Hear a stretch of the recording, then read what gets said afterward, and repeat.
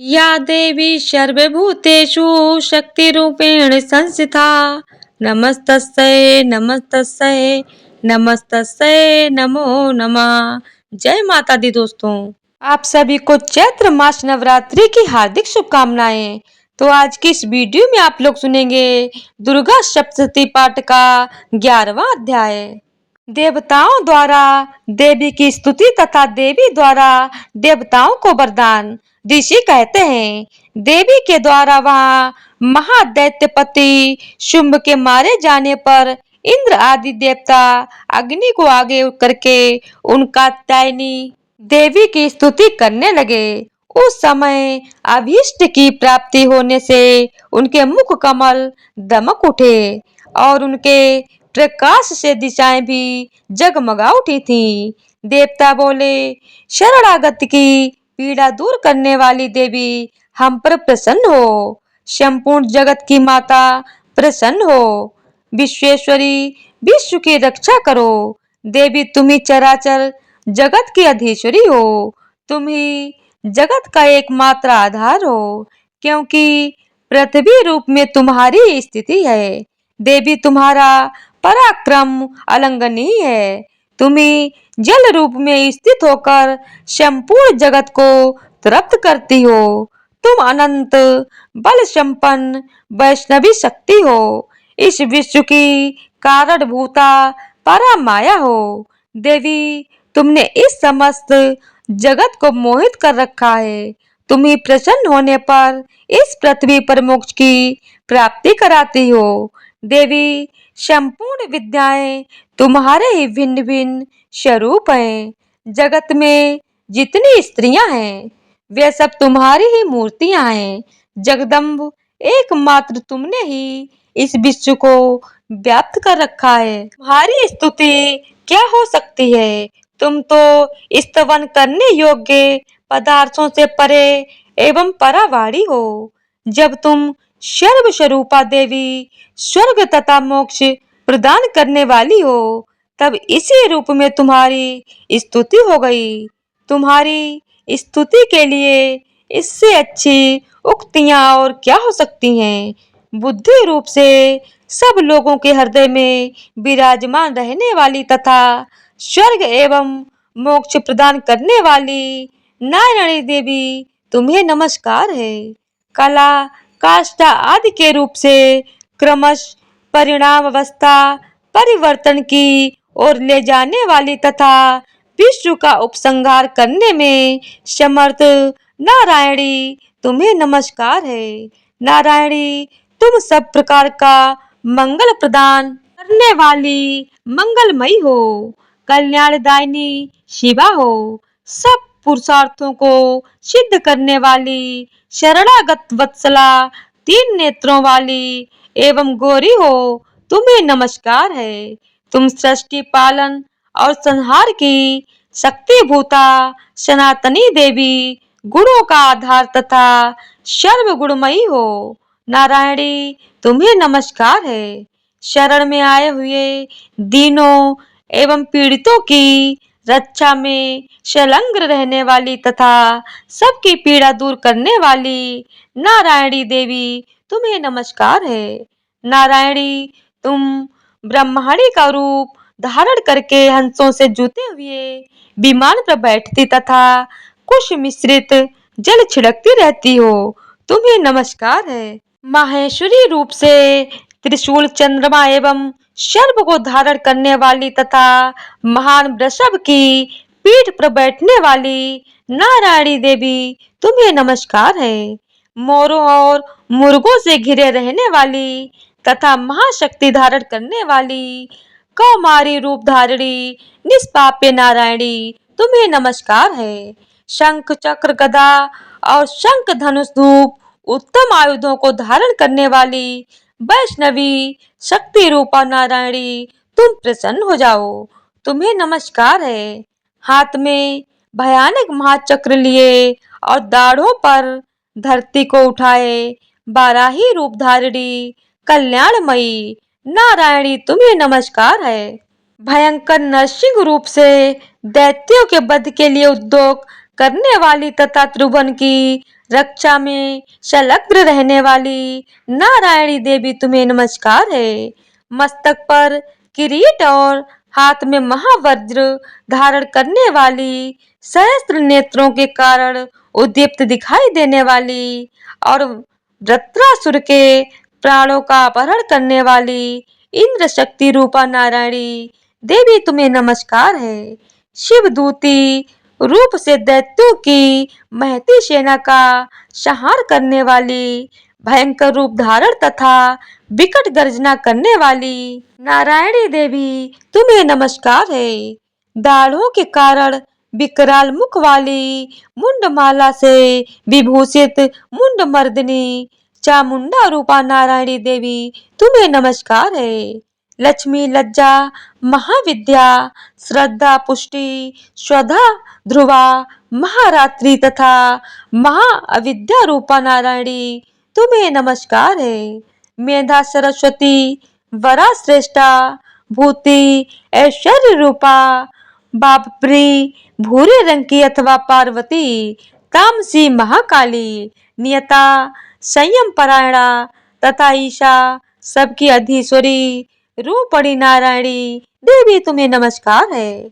सर्वस्वरूपा सर्वेश्वरी तथा सब प्रकार की शक्तियों से संपन्न दिव्य रूपा दुर्गे देवी सब भयों से हमारी रक्षा करो तुम्हें नमस्कार है।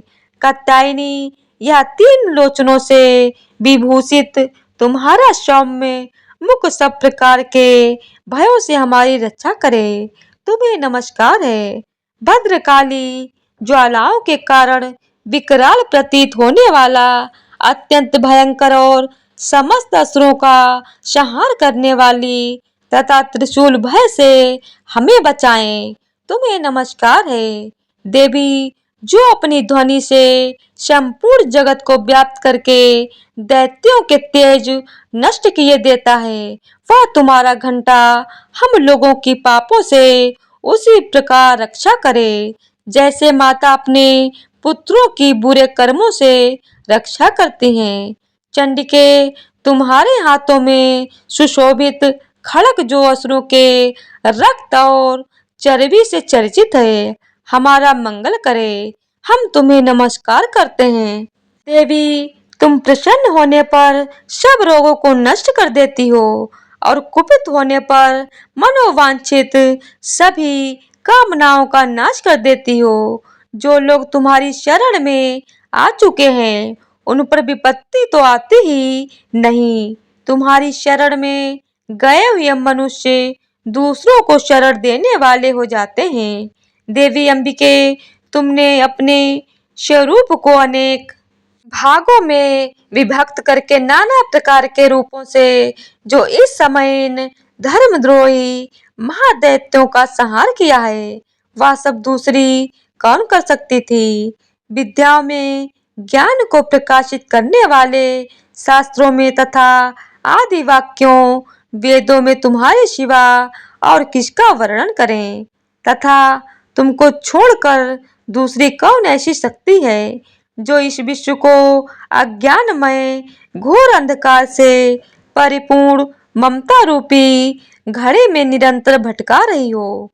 जहाँ राक्षस, जहाँ भयंकर विष वाले सर्प, जहाँ शत्रु, जहाँ लुटेरों की सेना और जहाँ दावानल हो, वहाँ तथा समुद्र के बीच में भी साथ रहकर तुम विश्व की रक्षा करती हो।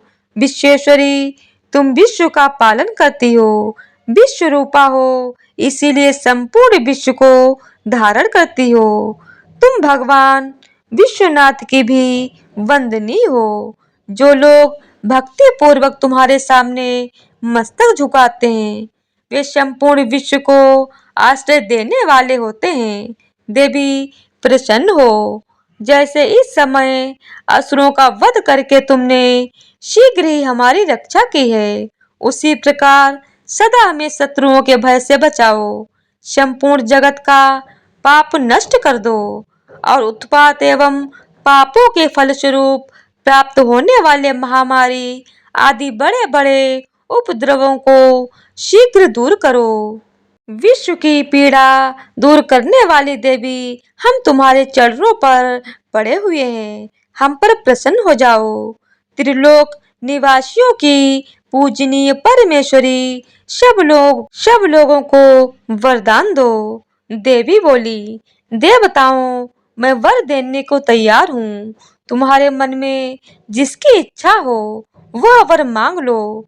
संसार के लिए उस उपकारक वर को मैं अवश्य दूंगी। देवता बोले, सर्वेश्वरी, तुम इसी प्रकार तीनों लोकों की समस्त बाधाओं को शांत करो और हमारे शत्रुओं का नाश करती रहो।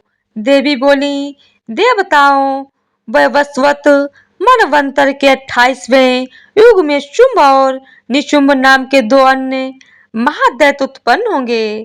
तब मैं नंद गोप के घर में उनकी पत्नी यशोदा के गर्भ से अवतीर्ण हो विंध्याचल में जाकर रहूंगी और उक्त दोनों असुरों का नाश करूंगी।